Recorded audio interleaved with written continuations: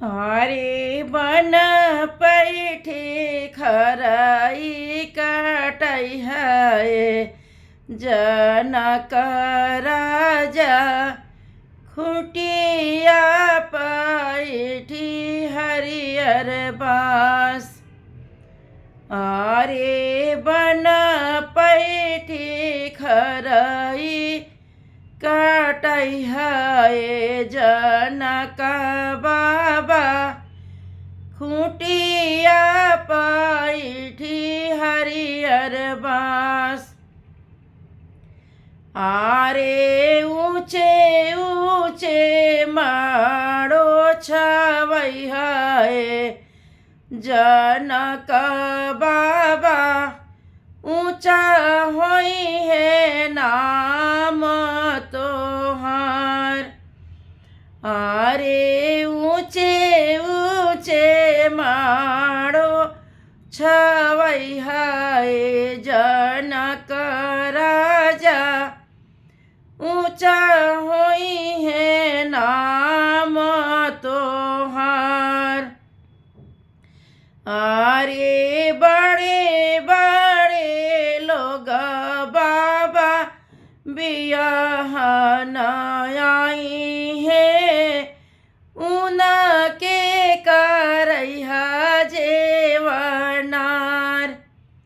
अरे बड़े बड़े भूप सब बियाहन आई है उनके करैहा जेवनार। आरे बन पैठी खरई कटई है आपन पापा खुटिया पैठी लमहर बास। अरे बन पैठी खरई कटई है आपन चाचा खुटिया पैठी हरियर बास। आरे ऊंचे ऊंचे माड़ो छवई है आपन बाबा ऊंचा होई है नाम तोहार।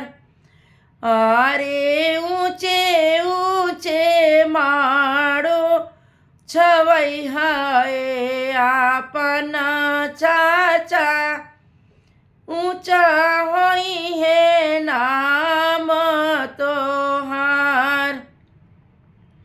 आरे बड़े बड़े लोग बाबा बियाहन आई है उनके करैहा जेवनार।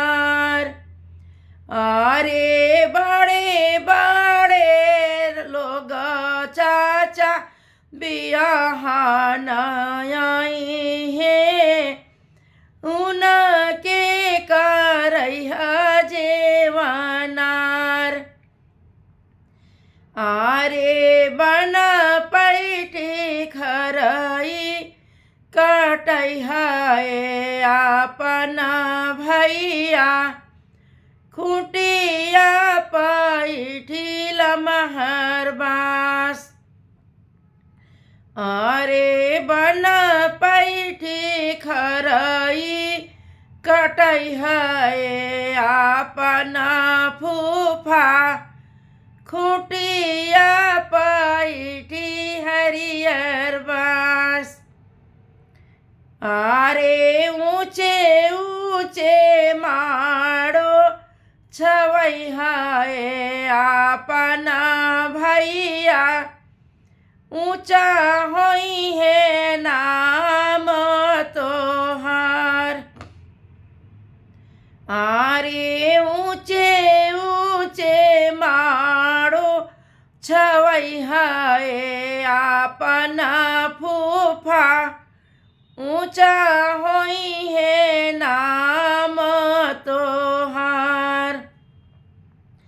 आरे बड़े बड़े बियाह नई है उनके करैहा जेवनार। अरे बड़े बड़े लोग फूफा बियाह नई है उनके करैहा